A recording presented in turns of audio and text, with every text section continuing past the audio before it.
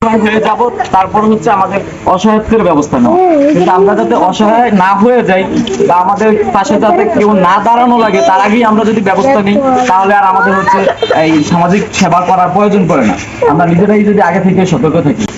আর এই সামাজিক কাজের মধ্যে গুরুত্বপূর্ণ হয়ে পড়ছে এখন হচ্ছে সমাজের মাদক ব্যবস্থার কারণে ওই যে মাদক সেবন করে সেও ধ্বংস হয়, তার পরিবার, তার সমাজ, এলাকা, রাষ্ট্র সবকিছুই ক্ষতিগ্রস্ত হয়।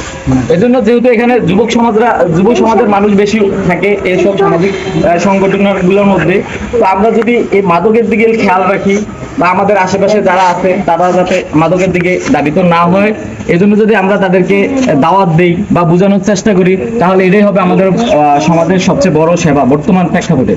কারণ আমাদের আশেপাশে ছোট বড় অধিকাংশ মানুষ খুব সহজেই হচ্ছে মাদকগুলো নিজের আয়ত্তের মধ্যে চলে আসার কারণে তারা সবাই মিলে যদি আমরা ফ্রেন্ডদেরকে বুঝাই বা মুরব্বীরা যারা আছেন ছোটদেরকে বুঝাই, অবশ্যই বলতে কোনো না কোনো সময় হচ্ছে তারা বুঝবে।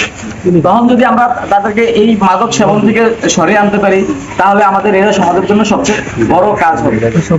আর এখানে আমাদের আজকে এই প্রোগ্রামটি যেহেতু উদ্বোধন, এখানে আজকে থেকে যাত্রা শুরু।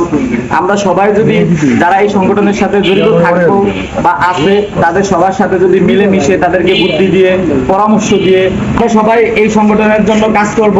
বুদ্ধি হোক, পরামর্শ হোক, আর্থিক সহযোগিতা হোক, দিয়ে আমরা কাজ করার চেষ্টা করব। আর এইসব সংগঠনগুলো হচ্ছে ম্যাক্সিমাম সময় হচ্ছে ডোনেশন দিয়েই চলে।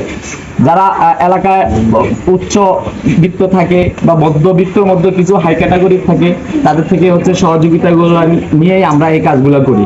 সো আমরা সবাই এই সংগঠনকে ভালোবাসবো। এই